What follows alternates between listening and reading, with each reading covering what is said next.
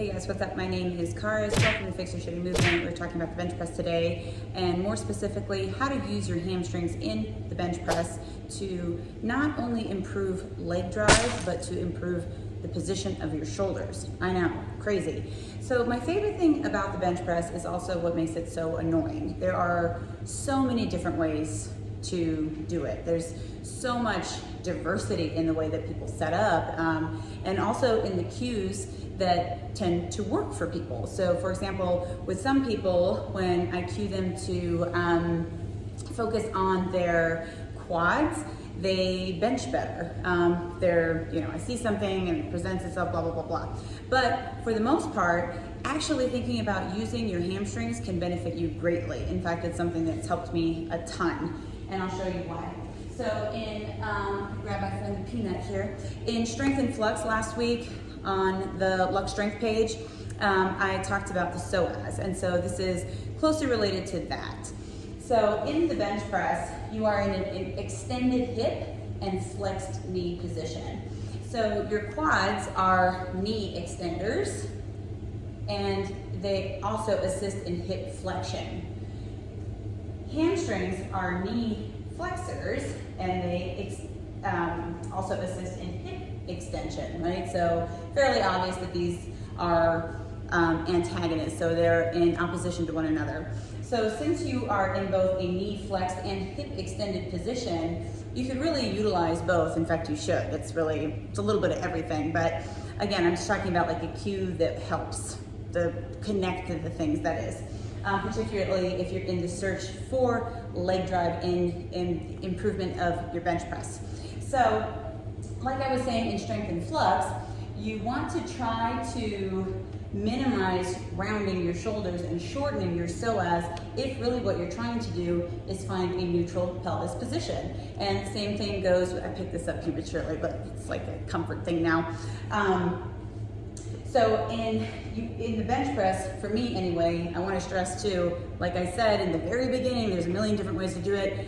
Not everybody does it this way. I know lots of people who don't have a neutral pelvis in bench press. But anyway, so neutral pelvis for me helps me keep it out of my lower back, because if I dump forward into my lower back, I almost always feel it, especially in my QL muscles. Those are muscles along the side of the spine whose job is that, like anteriorly tilting the pelvis. Not surprising. So for me, it's really important that I look for a neutral pelvis position to keep my pelvis my spine as neutral as possible in the lower half. So I seek out thoracic extension as much as possible. Most of the thoracic extension comes from right in the middle, right? Like, so actually the very bottom of the thoracic spine, but nonetheless, I try to keep my lumbar spine fairly neutral, and I try to then lift my chest as high as possible.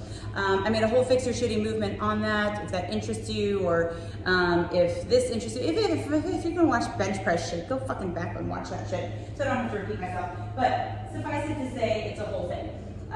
Some people say, that's not possible to do thoracic extension because most extension comes from the lumbar spine.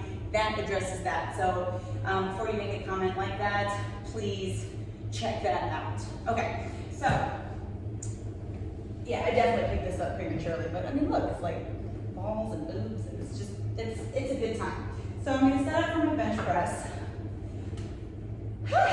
So, like I was saying, I have a neutral pelvis, right? Or that's what I'm going for. I also have a big ass, so I kind of have to work around that. Like just laying here, I'm gonna be in a pretty significant anterior tilt. So I actually even try to push or pull the fleshy part of my butt down without pantsing myself. And that actually not only helps me get in a better pelvis position, but it actually helps me keep my hip more extended, which will prevent me from doing this, because this is what it's all about today.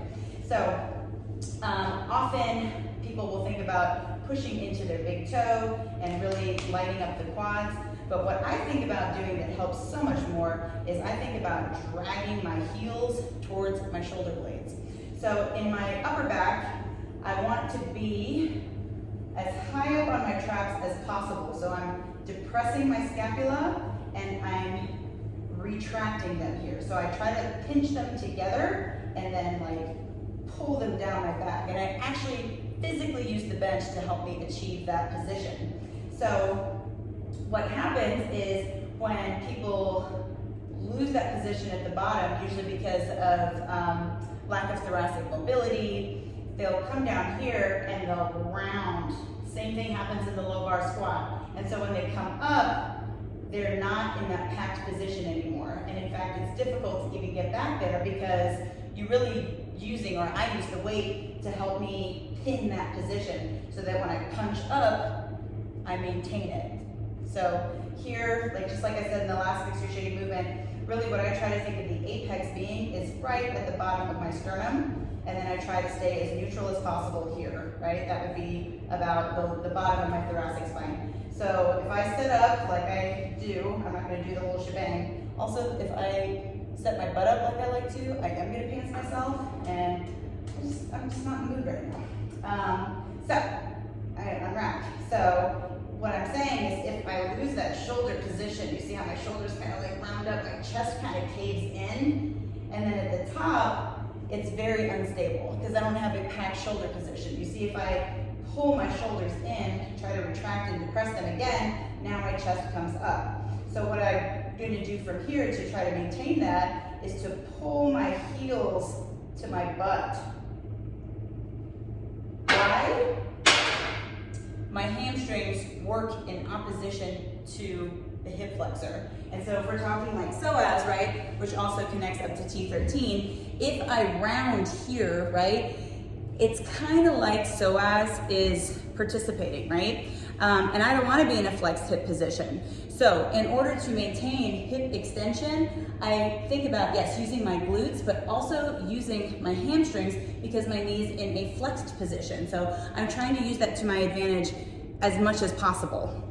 So with my little peanut friend here, you can see it actually kind of clearly. So I'm going to place it, try not to hit myself in the head, right under my shoulder blade. So right where the apex, right where I want my sternum to be, right for the apex. So my head is not in, this is higher than my arch is. So I'm on like the top of my head. I don't want to push from here because that's not great for my neck. But suffice it to say, this also just feels good. It's a good warm up. It's going to help me get in the position better. So with that thing under my shoulder blades, I'm going to bring my pelvis into that neutral position. Push down into the big toe to help solidify that, right? So I am still using my quads. Then I'm going to unrack. It's unstable, so I don't want to go fucking heavy here. And then I want you to see what happens when I engage my hamstrings. It pulls my chest up and it tightens that arch even more.